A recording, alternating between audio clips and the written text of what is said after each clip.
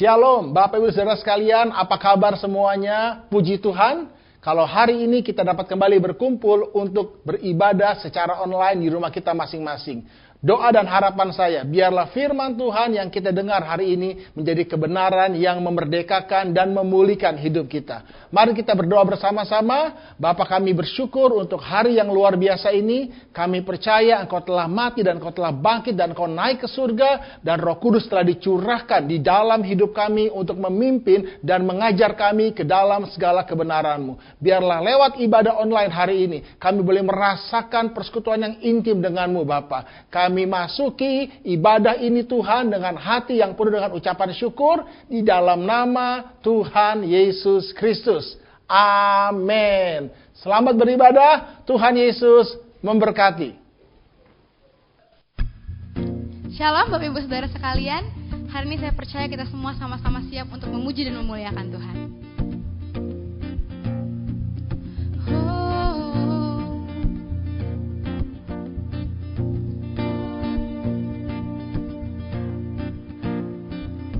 Ajarku berdiam, dekati hatimu. Di saat ku berpaling, temukan cintamu. Di sana kau menanti,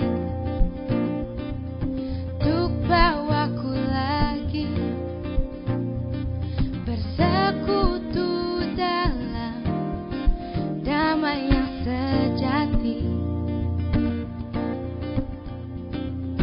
Oh, ku damba hadirmu. Oh, inilah rinduku. Hidupku hanyalah untukmu. Segenap hatiku kagum akan kebaikanmu. Dan nafasku menciptakan kasih-Mu. Ajarku berdiam dekat di hati-Mu. Ajarku berdiam dekat di hati-Mu. Di saat ku berpaling, temukan cinta-Mu. Di sana kau menanti, untuk bawaku lagi bersekutu dalam damai yang sejati.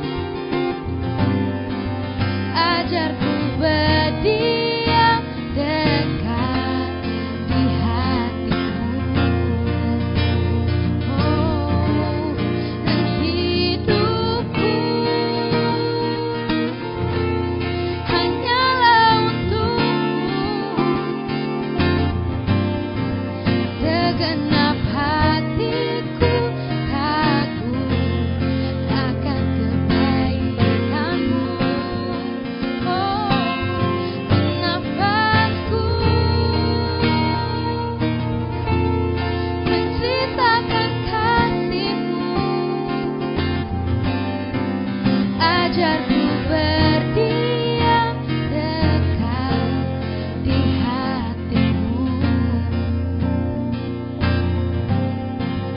Ajarku berdiam dekat di hatimu. Oh, ajarku berdiam dekat di hatimu.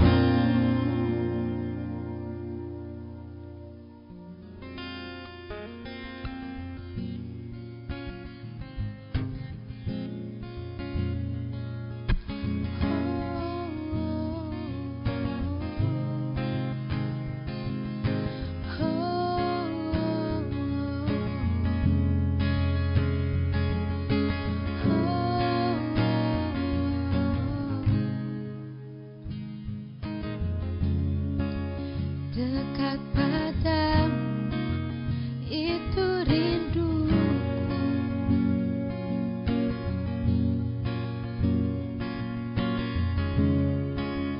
Setiap kataku kau pun menunggu.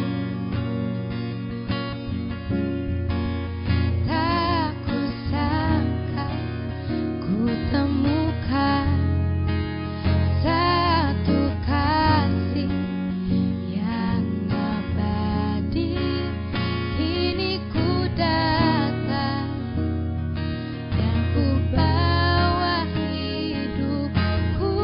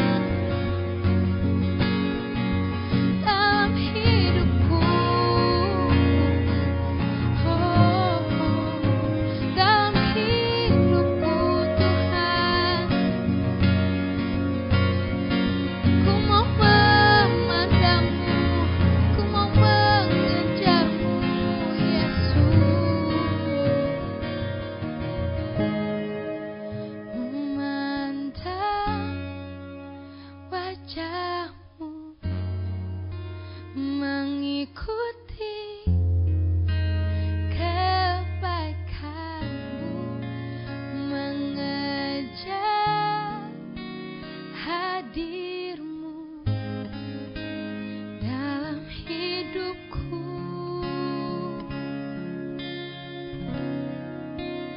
Membawa sembahku, menyatakan kebesaran-Mu, mengejar hadir-Mu dalam hidupku.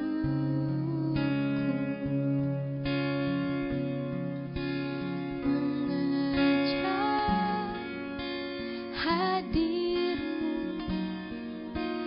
dalam hidupku.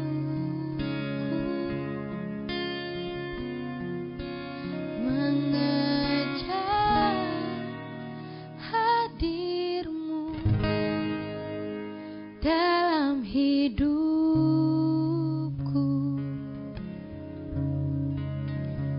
Dalam hidupku Tuhan,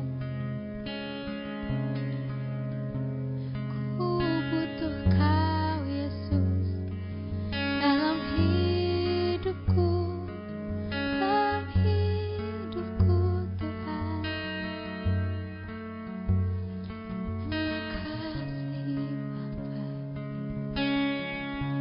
Terima kasih Bapa, terima kasih Yesus, bahwa Engkau selalu ada Tuhan di samping kami. Engkau selalu ada untuk kami Bapa, dalam setiap detik kehidupan kami Tuhan, dalam setiap nafas kami Bapa.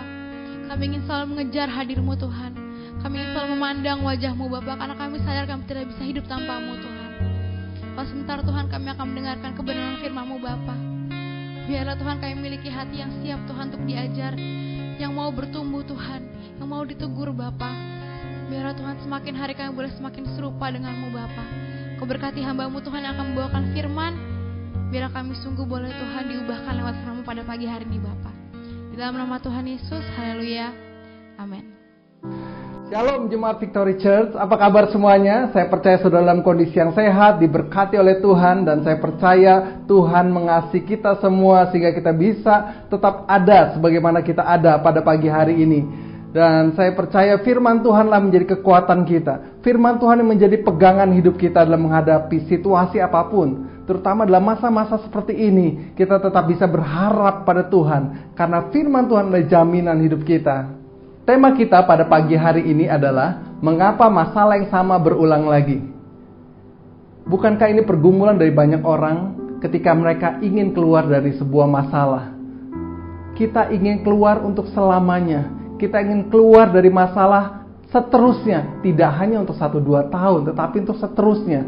Di mana kita bisa menang atas setiap masalah dengan total. Di mana kita sungguh-sungguh mengalami kebebasan, kelepasan yang daripada Tuhan. Dan saya percaya Tuhan ingin kita dibebaskan. Saya percaya Tuhan ingin kita menang dari setiap masalah kita, di mana masalah itu tidak berulang lagi. Masalah yang sama tidak berulang lagi terjadi dalam hidup kita. Mari kita baca firman Tuhan di dalam Pengkhotbah 1 ayat 9. Apa yang pernah ada akan ada lagi, dan apa yang pernah dibuat akan dibuat lagi. Tak ada sesuatu yang baru di bawah matahari. Ayat yang ke-10, adakah sesuatu yang dapat dikatakan, lihatlah ini baru, tetapi itu sudah ada dahulu, lama sebelum kita ada. Firman Allah berkata dengan jelas, apa yang pernah ada akan ada lagi. Saudara, ini adalah seperti pola yang terus berulang. Sesuatu yang sekarang ada sesungguhnya pada masa lalu itu juga sudah pernah ada. Firman Tuhan walaupun udah umurnya beribu-ribu tahun, tetapi apa yang terjadi di masa lampau itu bisa kita pakai hari ini karena memiliki prinsip-prinsip yang sama. Karena berulang lagi, tidak ada hal yang baru. Saya beri contoh, hari ini dunia ini diserang dengan namanya roh ya LGBT. Di mana banyak orang yang menyukai sesama jenis. Dan itu sudah terjadi sejak zaman Lot, Sodom dan Gomora. Mereka penuh dengan dosa LGBT. Bukankah hal itu sama dengan kondisi kita saat ini? Berulang lagi, itu terjadi saudara. Bukankah kita lihat perceraian yang banyak terjadi hari-hari ini juga terjadi di masa lampau? Firman Allah betul, saudara, di mana tidak ada sesuatu yang baru, di mana semuanya seperti ada seasonnya, ada musimnya, di mana itu akan kembali lagi berulang, kembali lagi akan berulang dan membentuk sebuah pola-pola tertentu. Contoh yang lain kita lihat, mujizat yang terjadi pada waktu Yesus ada ribuan tahun yang lalu, itu pun terjadi, di mana mujizat terjadi, kesembuhan terjadi, ya. Orang-orang yang lumpuh bisa berjalan, itu terjadi dan masih terjadi. Itu semua terjadi karena apa? Karena itu adalah proses yang terus-menerus berulang, di mana kuasa Tuhan tidak berubah, dulu, sekarang, sampai selama-lamanya. Dan saudara, pada pagi hari ini kita rindu mujizat Tuhan yang berulang dalam hidup kita. Amin. Kita rindu kemenangan terus berulang-ulang dalam hidup kita. Dan bukan sebaliknya, bukan kekalahan yang berulang-ulang, bukan kesusahan dan kekalahan dan hal-hal yang buruk menimpa hidup kita berulang-ulang. Dalam dunia ini juga ada proses yang berulang-ulang. Pada waktu saya masih SMA, saya ingat sekali, ya, mungkin sekitar tahun 90-an awal, suatu itu tren. Waktu saya SMA itu saya pakai jeans robek-robek. Jeans bagus-bagus saya gunting itu bagian dengkulnya, wah keren banget gitu loh. Semua teman-teman saya waktu di SMA melakukan hal sama. Mereka merobek celana jeans mereka dan mereka begitu bangga merobek, bahkan makin banyak robekannya makin keren. Bukankah itu terjadi pada waktu tahun lalu 2019, di mana setiap anak-anak muda yang kekinian, mereka merobek jeansnya. Jeans yang bagus, mereka robek. Bahkan dijual baru dalam kondisi robek, saudara. Nah, sekarang giliran siapa? Giliran anak saya. Anak saya yang paling besar, dia juga merobek jeansnya. Sama seperti ketika saya SMA dulu. Anak saya juga saat ini sudah SMA dan merobek jeansnya. Apa yang terjadi sebetulnya? Yang saya alami di tahun 90-an terjadi lagi di tahun 2019 yang lalu. Ini adalah gambaran bahwa fashion juga berulang. Proses yang kita akan pelajari pada pagi hari ini adalah proses pengulangan kehidupan kita, terutama kehidupan kita sehari-hari. Dan pada tahun ini Jemaat Victory Church Indonesia fokus kepada dua hal penting, yaitu mengenai apa? Hubungan kita dengan Tuhan, hubungan kita dengan sesama, dan hubungan dengan diri sendiri. Yang kedua juga masalah uang, ya. Masalah uang ini penting. Dari berbagai sisi kita bisa melihat betapa uang ini menguasai kebutuhan manusia. Orang yang tidak mampu menguasai uang, tidak mampu menjadikan uang menjadi hambanya, pasti akan kesulitan. Dan banyak pola yang salah di bidang ini, saudara. Ada yang terjerat hutang berkali-kali. Ada yang tadinya nggak terjerat hutang, sekarang terjerat hutang. Karena apa? Karena pola hidup yang berulang-ulang, pola hidup yang salah ini harus diganti dengan pola yang baru. Tapi bagaimana caranya? Bagaimana cara kerja pola ini? Bagaimana kita menyadari pola hidup ini supaya kita boleh memperoleh kemenangan? Dan hari ini kita akan mempelajari pola kehidupan dari Nuh. Ya, kenapa saya angkat kisah Nuh ini penting buat kita belajar tentang pola hidup? Karena di dalam generasi Nuh inilah kita bisa melihat sesuatu yang kontras jelas sekali bagaimana Nuh bisa menang dari pola hidup yang salah. Dan kita akan baca sama-sama dalam Kejadian 12 ayat yang ke-9. Inilah riwayat Nuh. Nuh adalah seorang yang benar dan tidak bercela di antara orang-orang sezamannya. Dan Nuh itu berhidup bergaul dengan Allah. Ayat yang ke-12. Allah menilik bumi itu dan sungguhlah rusak benar, sebab semua manusia menjalankan hidup yang rusak di bumi. Saudara perhatikan, ada dua hal yang sangat-sangat kontras. Di ayat yang ke-9 dikatakan Nuh bergaul dengan Allah, Nuh mengasihi Tuhan, Nuh sungguh-sungguh taat pada firman Tuhan. Tetapi di ayat yang ke-12, Allah melihat bumi saat itu, dikatakan sungguhlah rusak benar, sebab semua manusia menjalankan hidup.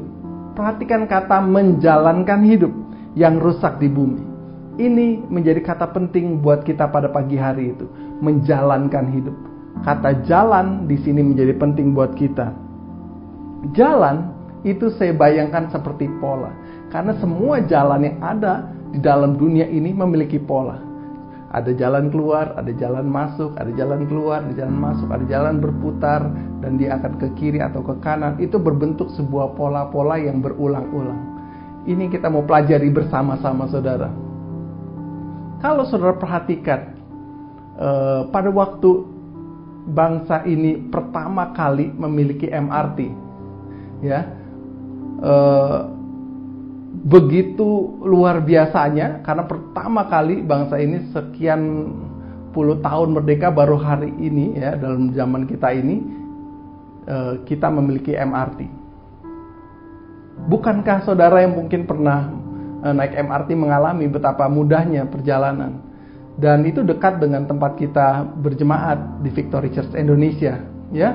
Tidak jauh, ya, Lebak Bulus dari sini. Saudara bisa lihat bagaimana prosesnya setiap hari. Ada pembangunan rel, dan bahkan dari bawah tanah sampai saat ini udah menjadi transportasi yang penting di Jakarta. Apa yang terjadi dengan MRT ini? MRT adalah pola jalan yang baru. Saudara tahu, ya, saya dulu tinggal di daerah Fatmawati di Cipete. Setiap hari itu daerah macet terus, saudara. Apalagi kalau jam-jam kantor, Fatmawati, Sudirman, Tamrin, wah itu mah macet terus, saudara. Nggak tahu sampai kapan, sudah bertahun-tahun itu semakin hari makin macet, saudara. Itu seperti pola yang tidak pernah bisa diselesaikan, kemacetan, kesengsaraan di tengah jalan. Tetapi apa akibatnya ketika ada MRT? Wow, begitu luar biasa. Orang yang kerja dari Lebak Bulus ke Tamrin hanya butuh beberapa menit saja sudah sampai. Dulu harus berjam-jam di jalanan tanpa ada jalan keluar. Karena susah, ke kanan ke kiri susah, macet semuanya. Kenapa, saudara? Karena pola jalan yang lama, jalan hidup yang dijalani dari Lebak Bulus sampai ke Sudirman, lewatin Fatmawati, macet terus setiap hari, saudara. Tetapi ketika ada MRT sekarang nggak macet lagi. Kenapa? Karena ada pola jalanan yang baru. Oleh karena itu sama dengan hidup kita. Ketika kita mau mengalami masalah yang tidak berulang, macet terus, hutang terus, konflik terus, terjadi KDRT terus, kita ingin supaya kita selesai. Karena apa? Karena saudara harus membangun jalan MRT dalam hidup saudara. Jalan yang baru, pola yang baru, totally baru, betul-betul di mana kita bisa hidup melalui pola yang baru. Ketika saudara membuat jalan yang baru, contohnya MRT ini, saudara akan lancarnya berulang-ulang juga. Saudara akan lancar berulang-ulang. Udah nggak lagi mengalami kemacetan. Ya, kalau kita lihat di gambar ini, saudara, di atas MRT, di bawah lihat macet, di atas lancar. Karena apa? Karena ada pola jalan yang baru. Oleh karena itu jemaat Victory Church Indonesia dan semua saudara-saudara semua di dalam Tuhan, mari kita membangun pola hidup yang baru. Mari kita membangun pola hidup yang sesuai dengan firman Tuhan seperti Nuh. Amin, saudara. Saudara, kita akan belajar pola ini dari kisah Alkitab, ya. Dan kita akan lihat dari kisah Abraham. Ya, kita akan baca sama-sama di dalam Kejadian 20 ayat yang pertama. Lalu Abraham berangkat dari situ ke tanah Negeb, dan ia menetap antara Kades dan Syur. Ia tinggal di Gerar sebagai orang asing. Ayat yang kedua, oleh karena Abraham telah mengatakan tentang Sarah istrinya, dia saudaraku, maka Abimelek raja Gerar menyuruh mengambil Sarah. Ayat yang ketiga, tetapi pada waktu malam Allah datang kepada Abimelek dalam suatu mimpi serta berfirman kepadanya, engkau harus mati oleh karena perempuan yang telah kau ambil itu, sebab ia sudah bersuami. Dalam kisah ini, kita melihat bagaimana Abraham berdusta. Dia mengatakan bahwa Sarah itu adalah saudaranya, padahal adalah istrinya. Sehingga Raja Gerar ini, dia mau mengambil Sarah sebagai istrinya, tetapi dilarang oleh Tuhan dalam sebuah penglihatan. Abraham berdusta kepada Raja Gerar. Ini kisah sepertinya biasa-biasa saja. Tetapi kita lihat apa yang terjadi dengan Ishak, anaknya. Jadi tinggallah Ishak di Gerar. Ketika orang-orang di tempat itu bertanya tentang istrinya, Berkatalah, dia saudaraku, sebab ia takut mengatakan, ia istriku. Karena pikirnya jangan-jangan aku dibunuh oleh penduduk tempat itu karena Ribka, sebab elok parasnya. Menarik sekali saudara, dosa Abraham berdusta kepada Abimelek, Raja Gerar, terulang lagi kepada anaknya yaitu Ishak. Dan saat yang berlainan ini, Ishak juga berdusta bahwa Ribka itu bukan istrinya. Apakah ini kebetulan? Apakah ini sesuatu hal yang terjadi begitu saja? Ini yang saya katakan pola hidup. Ketika saudara menjalani pola hidup, jangan berpikir ini polanya hanya untuk saudara saja. Dosa ini dosa saya saja. Sampai saudara sadari, dosa ini juga akan datang kepada keturunan kita, akan kepada anak-anak kita. Saya memperhatikan beberapa hal yang menarik dalam kehidupan sehari-hari. Ketika seorang ayah memiliki hutang, terjerat hutang, anaknya mungkin masih kecil-kecil, gak ngerti yang namanya uang. Tetapi apa yang terjadi ketika anaknya dewasa, anaknya juga mulai terlibat hutang. Bahkan lebih besar lagi. Tahukah saudara, ini bukan kebetulan. Ini adalah pola yang berulang. Oleh karena itu, khotbah saya temanya, mengapa masalah saya datang berulang lagi, saudara. Ini yang membuat banyak anak Tuhan frustasi. Dia tidak bisa mengalami kemenangan dalam hidupnya. Karena dia tidak bisa break the pattern. Tidak bisa hancurkan pola yang salah. Dia tidak bisa membangun rel yang baru dalam hidupnya. Kisah yang kedua tentang pola hidup, yaitu kisah keluarga Daud. Dalam 2 Samuel 11 ayat yang kedua, sekali peristiwa pada waktu petang ketika Daud bangun dari tempat pembaringannya, lalu berjalan-jalan di atas soto istana. Tampak kepadanya dari atas soto itu seorang perempuan sedang mandi. Perempuan itu sangat elok rupanya. Lalu Daud menyuruh orang bertanya tentang perempuan itu, dan orang berkata itu adalah Batsyeba binti Eliab, istri Uria orang Het itu. Sesudah itu Daud menyuruh orang mengambil dia. Perempuan itu datang kepadanya lalu tidur dengan dia. Saudara perhatikan kisah ini. Ini ada dosa Daud. Sekali lagi ini ada dosanya Daud. Daud melakukan perzinahan. Tapi kita lihat apa yang terjadi. Apakah ini hanya dosa Daud saja? Tapi saudara akan lihat bahwa pola ini bisa berulang kepada anaknya. Di dalam 2 Samuel 16 ayat 22. Maka dibentangkanlah kemah bagi Absalom di atas soto. Perhatikan, Daud tadi juga di atas soto. Lalu Absalom menghampiri gundik-gundik ayahnya di depan mata seluruh Israel. Absalom mengulangi dosa ayahnya. Apakah ini kebetulan? Daud melakukan dosa di lokasi yang sama, di atas soto, lalu diulangi oleh anaknya. Ini yang disebut masalah yang sama berulang lagi. Ketika kita sadar bahwa masalah terus berulang, saudara harus mulai menyadari diri sendiri. Apakah masalah yang saudara alami adalah pengulangan dari generasi sebelumnya? Apakah masalah yang saudara hadapi adalah pola pengulangan dari tahun sebelumnya, atau 5 tahun sebelumnya, atau 10 tahun sebelumnya, atau dari waktu-waktu yang saudara mungkin ingat-ingat ini pernah berulang lagi? Saudara perhatikan, selama kita tidak mau merubah pola hidup kita, tidak membangun jalanan baru, kita akan terus melakukan dosa yang sama berulang-ulang. Mari kita belajar dari firman Tuhan, bagaimana kita mengatasi masalah supaya tidak berulang lagi dan berulang lagi. Kita saat ini akan belajar dari kisah Nuh yang tadi kita baca sebelumnya. Gimana caranya? Karena Nuh bisa membuat pola yang sendiri. Dia bisa membuat pola sendiri. Kadang-kadang saya berharap, seandainya masalah kita bisa selesai dengan doa saja.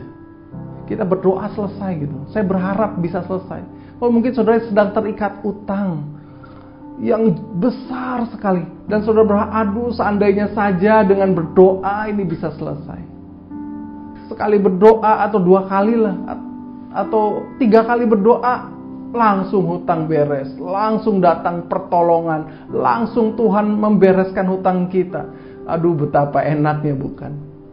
Itu sama saja seperti masalah kemacetan tadi yang saya ceritakan sebelumnya. Seandainya masalah kemacetan di Jakarta bisa diselesaikan dengan berdoa, Tuhan tolong supaya macet ini tidak macet lagi jalanan. Langsung pada waktu kita keluar rumah lancar, seandainya bisa seperti itu. Tapi apakah seperti itu? Tuhan tidak pernah melakukan cara seperti itu. Doa penting, tetapi kita harus merubah pola kehidupan. Ini yang kita perlu pelajari dari Nuh. Ya, kita akan baca dalam Kejadian 6 ayat 22. Lalu Nuh melakukan semuanya itu tepat seperti yang diperintahkan Allah kepadanya, demikianlah dilakukannya. Sekali lagi, lalu Nuh melakukan semuanya itu tepat seperti yang diperintahkan Allah kepadanya, demikianlah dilakukannya. Apa yang dilakukan semuanya itu? Tuhan berfirman dengan jelas, dengan detail apa yang harus Nuh lakukan. Dia harus membangun sebuah bahtera dengan lengkap dengan ukuran-ukurannya dan dilengkap dengan berbagai hal yang harus dipersiapkan di dalamnya. Nuh harus membangun bahtera di mana? Di atas gunung, saudara. Wow, sebuah pola hidup yang betul-betul berbeda. Orang semua membangun bahtera itu pasti dekat-dekat laut. Ini di atas gunung.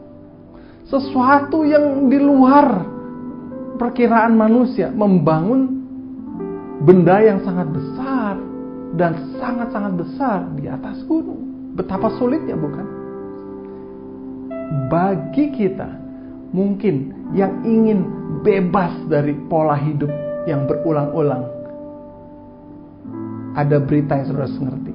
Saudara harus melakukan sesuatu yang cukup berat. Saudara siap menderita, siap bersusah. Saudara harus bersungguh hati. Oleh karena itu Tuhan berkata apa? Kepada murid-muridnya, kalau engkau mau menjadi muridku, engkau harus apa? Memikul salib, menderita. Membawa kehidupan yang baru itu penuh dengan penderitaan, saudara. Penuh dengan pergumulan, bukan sesuatu yang mudah. Saya ingat sekali pada waktu MRT itu pertama kali lagi mau dibangun. MRT itu gak bisa dibangun karena apa? Susah. Masalah dana, ya. Masalah izin, masalah dengan masyarakat. Pada waktu MRT sedang dibangun, harus menggusur terminal Lebak Bulus, di demo. Masyarakat banyak yang gak setuju dengan adanya MRT. Wah, masyarakat saat itu banyak yang komplain kepada gubernur yang memerintah saat itu. Tidak setuju ada MRT. Betapa beratnya. Bukan hanya itu, saudara. Ketika jalanan dibongkar, itu harus dimasukin alat-alat berat. Saya lihat ada bor yang begitu besar untuk membongkar. Itu semua yang ada di bawah tanah, itu harus dibolongin. Buat terowongan bawah tanah. Bayangkan jalanan yang sudah macet, jalanan yang sudah penuh, sudah padat dengan kegiatan manusia, harus ditambah lagi dengan pembongkaran jalanan. Macet tambah macet. Masyarakat makin protes. Tapi apa yang dilakukan oleh pemerintah kita? Pemerintah kita tetap harus membuat jalan MRT ini. Waduh, sampai akhirnya bertahun-tahun menderita. Setiap kali saya lihat jalan itu macetnya lebih parah lagi, saudara. Orang tidak ada pembangunan saja sudah macet. Ini ditambah lagi ada proses pembangunan MRT. Ini adalah harga yang harus dibayar buat kita jika kita ingin merubah sebuah pola yang baru. Ini juga yang diambil oleh Nuh. Nuh harus taat kepada perintah Tuhan. Dia harus mentaati semua perintah Tuhan. Tidak terkecuali. Walaupun berat, dia harus lakukan dengan sungguh-sungguh. Dia harus menyelesaikan bahtera ini.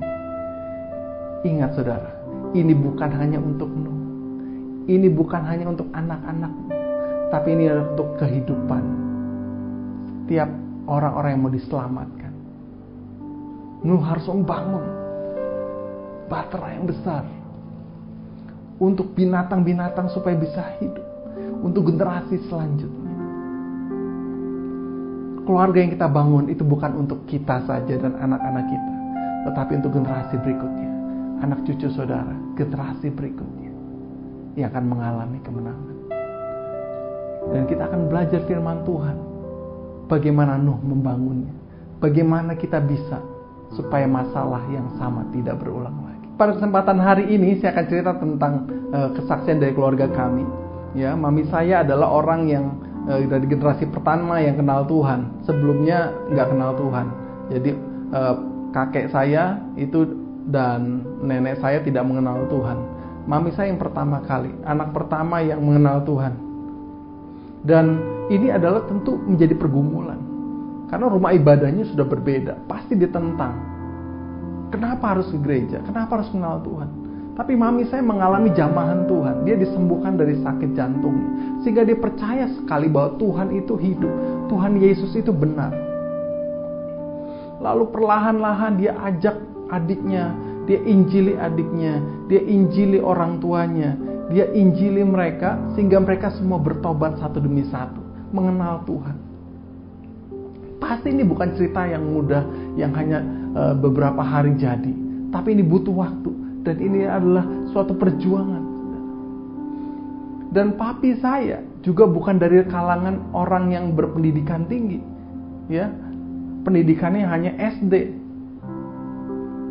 Jadi kami dalam keluarga ekonomi yang sangat-sangat lemah saat itu. Ya, kami rumah waktu itu nggak punya dan sangat kecil sekali, sangat kesulitan sekali. Dan kami betul-betul hanya bergantung pada kemurahan Tuhan. Pada waktu papi mami menjadi hamba Tuhan, juga merintis ke daerah terpencil. Dan kami anak-anak support. Dan kami waktu itu betul-betul nggak mengalami artinya seperti anak-anak zaman sekarang punya mainan game, punya TV yang besar, punya berbagai mainan-mainan yang keren-keren dalam kondisi ekonomi yang sangat-sangat terbatas. Tapi mami papi saya itu melatih kami dengan pola yang baru, pola yang tidak ada, yang tidak dilatih, yang tidak diajarin oleh kakek nenek kami tentunya karena mereka belum kenal Tuhan. Mami saya juga tidak dilatih waktu kecilnya untuk menyembah Tuhan Yesus. Tetapi mereka menurunkan pola yang baru. Saya dan kakak saya, semua kita dilatih untuk berdoa setiap hari. Berdoa terus setiap hari, menyembah Tuhan. Tanpa alat musik, mami saya, papi saya menyembah Tuhan. Terus mengajak kita untuk membaca Alkitab, merenungkan firman Tuhan. Kita selalu diceritakan tentang kisah-kisah Alkitab. Mami papi saya membawa pola kehidupan yang totally beda, different banget gitu. Dimana mereka mengajari kami sesuatu yang mereka juga nggak dapat dari orang tua mereka. Ini adalah pola baru. Dan kesulitan demi kesulitan dialami. Dari kesulitan ekonomi, kebutuhan rumah, keuangan, itu mendera kami begitu sering, ya. Bahkan untuk uang sekolah pun kami harus minta keringanan dari pihak sekolah supaya tidak disamakan dengan murid-murid yang lain karena kekurangan masalah keuangan. Tetapi mami papi saya terus melatih kami, menyekolahkan kami sampai setiap kami jadi sarjana S1. Bahkan kakak saya sekarang lagi lanjutkan S2. Ini sebuah pola yang tidak mudah dibangun. Butuh biaya, butuh waktu yang panjang. Dan yang kami alami saat ini ada sesuatu yang jauh lebih indah, lebih luar biasa. Apalagi anak-anak saya ngalamin sesuatu yang berbeda. Anak-anak saya nggak mengalami masa-masa seperti waktu saya kecil. Mereka sudah enak semuanya rasanya. Ya, mereka sudah punya fasilitas. Mereka punya pendidikan yang baik. Mereka jauh lebih baik dari saya. Kenapa? Karena mami saya telah membuat pola yang baru dalam keluarga. Mengajari kami gimana caranya untuk kami membangun sebuah keluarga. Gimana caranya membangun mesbah keluarga setiap hari. Lalu ini kami tiru, kami copy pola ini. Dan sekarang kami jalankan dalam keluarga. Anak-anak saya juga terbiasa untuk berdoa setiap hari. Membangun mesbah, merenungkan firman Tuhan. Bahkan mereka sudah mulai bisa sharing firman Tuhan. Mereka sudah bisa melayani Tuhan. Kenapa saudara? Karena ini pola yang baru dibangun. Saat ini juga di keluarga kami belajar tentang masalah keuangan. Belum lama ini saya dan istri belanja ke toko buku-buku keuangan, tebal-tebal buku-buku keuangan untuk anak-anak kami supaya mereka baca tentang gimana caranya mengenai investasi, gimana caranya menabung, bagaimana caranya mengatur keuangan untuk masa-masa kesulitan, gimana cara mempersiapkan dana darurat, bagaimana itu pentingnya asuransi dan selanjutnya. Kenapa hal ini penting untuk dibangun sejak anak-anak kami masih kecil? Karena kami sedang membangun pola cara hidup yang berbeda. Kita sedang membangun bahtera. Karena di dalam bahtera itu, saudara bisa bayangkan, mereka nggak bisa kerja di ladang karena banjir total, saudara. Gimana Nuh bisa kerja kalau dia hanya ada di dalam bahtera, nggak punya wifi lagi ya? Di dalam bahtera itu nggak ada wifi, saudara. Gimana? Artinya apa? Nuh harus mempersiapkan bahan makanan, kebutuhan. Kalau kita sekarang ngomong dana darurat selama jangka waktu yang panjang. Hari ini kita juga mau belajar bagaimana cara praktisnya supaya kita bisa membangun pola yang baru ini. Dan yang pertama saya akan share buat saudara dalam Yosua 1 ayat yang 8. Ini adalah hal yang basic. Ini walaupun sederhana tetapi ini wajib untuk terus dilakukan. Dalam Yosua 1 ayat yang ke-8, kita akan baca bersama-sama. Janganlah engkau lupa memperkatakan kitab Taurat ini, tetapi renungkanlah itu siang dan malam, supaya engkau bertindak hati-hati sesuai dengan segala yang tertulis di dalamnya. Sebab dengan demikian perjalananmu akan berhasil dan engkau akan beruntung. Ya, kalau saudara perhatikan, ini adalah hal yang penting, pesan penting yang Tuhan sampaikan kepada Joshua, generasi baru yang mau hidup dengan pola yang baru, yang mau mengatasi masalah yang tidak bisa diselesaikan oleh generasi sebelumnya. Musa gagal masuk tanah perjanjian. Yosua adalah generasi baru, dia harus punya pola hidup yang baru, pola hidup yang berbeda. Tuhan berkata apa? Janganlah engkau lupa memperkatakan kitab Taurat ini, tetapi renungkanlah itu siang dan malam. Yang pertama saudara harus ingat, kita tidak boleh lupa merenungkan firman Tuhan siang dan malam.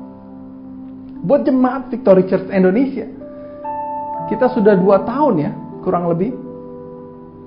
Kita ada V-Club. V-Club ini adalah kumpulan orang-orang yang mengasihi firman Tuhan, yang mau dilatih. Setiap hari di drill untuk merenungkan firman Tuhan. Mau libur, nggak kenal libur, yang mau capek, nggak kenal capek, kita mau sibuk kayak apapun harus merenungkan firman Tuhan. Kalau enggak, mereka harus keluar dari grup. Kalau misalnya kita nggak merenungkan firman Tuhan sehari saja, polanya udah berubah lagi. Pola yang lama akan terus masuk. Firman Tuhan katakan, jangan engkau lupa. Nggak boleh lupa, saudara. Sehari pun tidak boleh lupa. Jadi buat saudara yang rindu memiliki pola hidup yang baru, tapi saudara masih sering lupa merenungkan firman Tuhan, maaf, lupakan saudara. Saudara tidak akan bisa hidup dalam polanya Allah.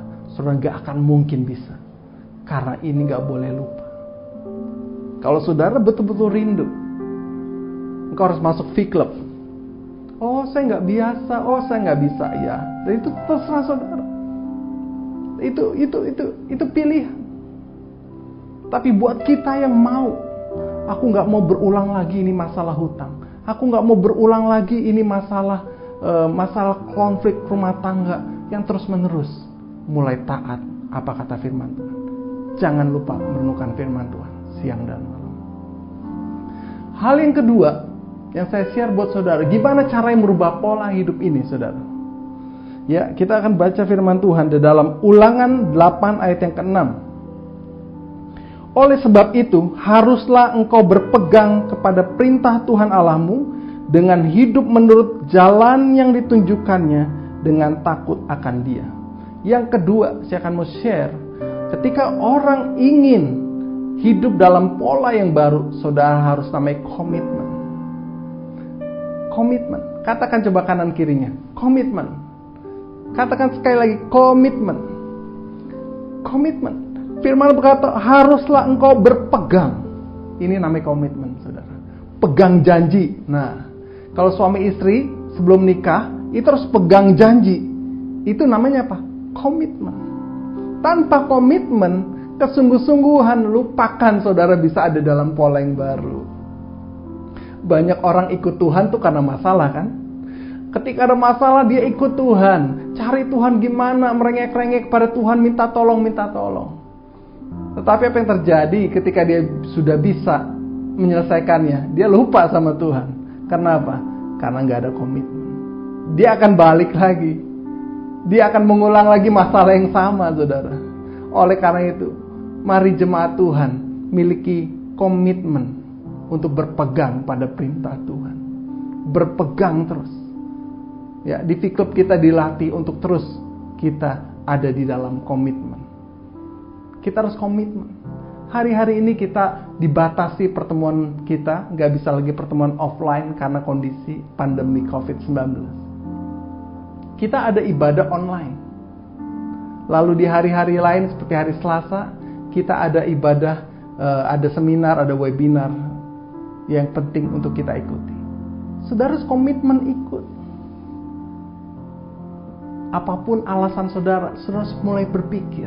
Kalau saudara mulai menjauh dari bersekutu bersama, walaupun secara online, saudara mulai malas, saudara mulai banyak alasan. Ingat, saudara akan turun komitmen, saudara akan rendah. Komitmen saudara akan mulai rendah, dan saudara akan kembali ke pola yang lama. Nanti saudara pun pusing sendiri. Aduh, kenapa ini terjadi lagi? Kenapa saya jatuh lagi? Ya karena apa? Karena kamu dan saya tidak komitmen. Akibatnya apa? Terjadi lagi pola hidup yang lama. Oleh karena itu saudara ambil keputusan komitmen. Ya, kita di V-Club juga nanti akan ada pertemuan Zoom online. Saudara komitmen di sana. Ya, saya melihat ada orang tua yang membela-belain anaknya karena sekolah online. Ya, dia bela-belain anaknya beliin paket, beliin pulsa untuk sekolah online. Tetapi pas untuk ibadah bilang, oh saya nggak bisa. Karena apa? Karena nggak ada kuota. Apa yang terjadi sebetulnya saudara? Dia sedang melakukan pola hidup yang lama. Tinggal tunggu akibatnya dari pola hidup itu sendiri yang akan berulang lagi. Ingat, hanya Tuhan yang harus kita utamakan. Yang ketiga yang saya mau share buat saudara, gimana supaya kita bisa memiliki pola hidup yang baru? Di dalam Ulangan 6 ayat yang ke-7. Haruslah engkau mengajarkannya berulang-ulang kepada anak-anakmu dan membicarakannya apabila engkau duduk di rumahmu, apabila engkau sedang dalam perjalanan, apabila engkau berbaring, dan apabila engkau bangun. Apa yang ketiga? Yang penting untuk merubah pola. Mentoring. Apa itu mentoring, saudara? Mentoring adalah cangkok pola hidup yang baru. Bagi saudara-saudara yang saat ini mungkin ada di Victory Church Indonesia dalam grup-grup mentoring, misalnya grup mentoring keuangan, grup mentoring pemulihan keluarga, kenapa saudara mesti ada dalam grup ini? Karena kita sedang mencangkokkan saudara sebuah pola hidup yang baru. Gimana caranya? Kalau nggak ada mentor, wah babak belur saudara. Jatuh tersungkur betul-betul, ya betul-betul kesusahan. Dan kita melihat ada banyak orang sekarang mulai mengalami pertolongan. Demikian juga buat jemaat. Kita ada kelas-kelas pemuridan, ada nanti Victory Life Training. Tujuannya apa? Untuk cangkok kehidupan. Ketika pola yang lama itu dicangkokkan kepada pola yang baru, itu butuh mentoring, butuh proses belajar yang diulang-ulang. Pengajaran yang diulang-ulang supaya menjadi kuat. Ini adalah hal yang penting. Suatu kali saya mengajari anak saya naik sepeda yang kecil. Ya, gimana cara naik sepeda? Dia nggak pernah bisa naik sepeda roda 2. Seandainya saja dia belajar sendiri, bisa nggak? Ya bisa saja. Cuma mungkin lebih banyak jatuhnya. Mungkin dia akan berdarah-darah. Mungkin dia akan banyak kecelakaan dalam hidupnya sampai sebelum dia bisa. Demikian juga dengan mentoring. Ketika kita mau di-mentoring, kita akan mengalami kesalahan yang bisa dibatasi dan tidak membahayakan. Pada waktu anak saya pegangin sepedanya. Saya di belakang, saya pegangin sampai dia miring lagi, saudara. Ulang lagi. Saya pegangin sampai dia terus menerus. Awalnya saya pegangin terus. Ini mentoring, saudara. Dijagain dulu sampai dia bisa jalan sendiri. 5 meter dia jatuh lagi. Gak apa-apa. Tapi jatuhnya gak parah. Karena apa? Karena saya standby di sana. Saya berlari di belakangnya. Saat dia mulai mengayuh sepedanya, dia mulai miring, saya pegang lagi. Dan seterusnya. Dia hanya perlu sekitar mungkin 2 jam. Dia bisa naik sepeda sendiri. Mungkin bisa saja. Saya waktu itu gak ada mentoring belajar sepeda. Jatuh ke got. Ya, nabrak pohon. Berdarah-darah ya. Lecet-lecet kaki saya, tangan saya berdarah-darah. Tetapi dengan adanya proses mentoring, itu akan membuat saudara lebih nyaman, lebih aman, dan saudara mulai transfer kehidupan.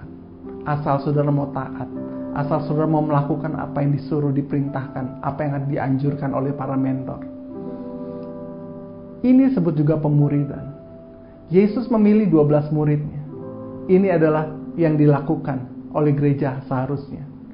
Gereja bukan hanya mengumpulkan massa, banyak-banyakan jumlah, tetapi semuanya tidak dimentor, tidak saling kenal.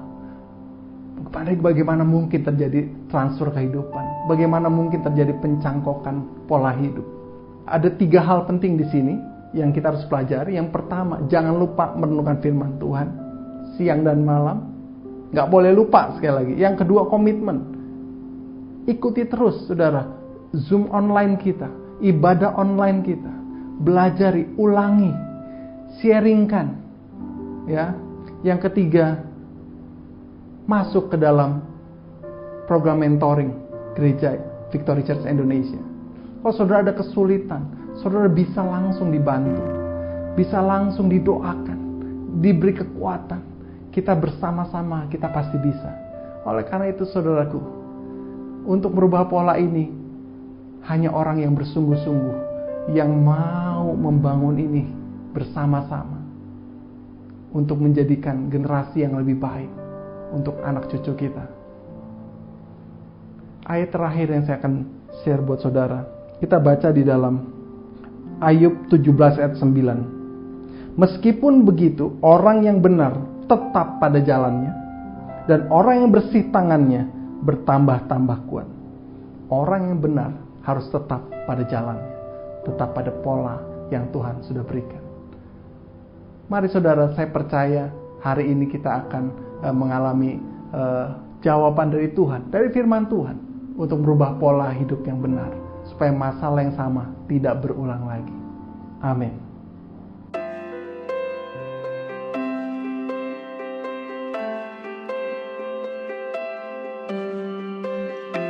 Saya percaya Anda semua diberkati oleh kebenaran firman Tuhan yang baru saja disampaikan.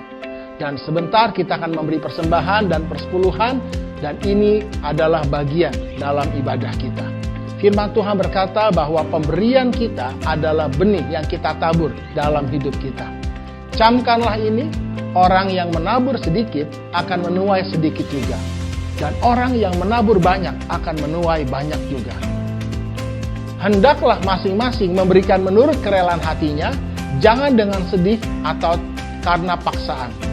Sebab Allah mengasihi orang yang memberi dengan sukacita. Dan baiklah dia yang menerima pengajaran dalam firman, membagi segala sesuatu yang ada padanya dengan orang yang memberikan pengajaran itu. Jangan sesat, Allah tidak membiarkan dirinya dipermainkan.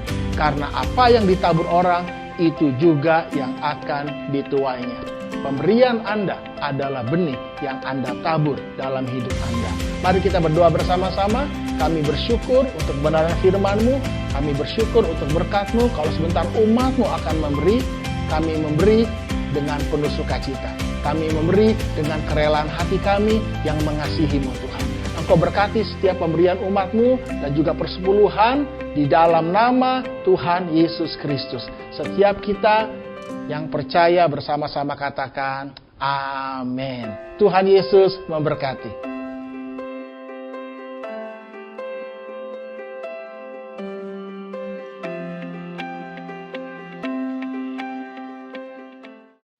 Kita tiba di akhir ibadah online kita hari ini. Dan saya berdoa dan berharap kiranya firman yang sudah disampaikan menjadi kebenaran yang tertanam, bertumbuh di dalam hidup Anda, yang akan menghasilkan buah kebenaran bagi kemuliaan Tuhan. Mari kita berdoa bersama-sama. Bapa, kami bersyukur untuk ibadah hari ini.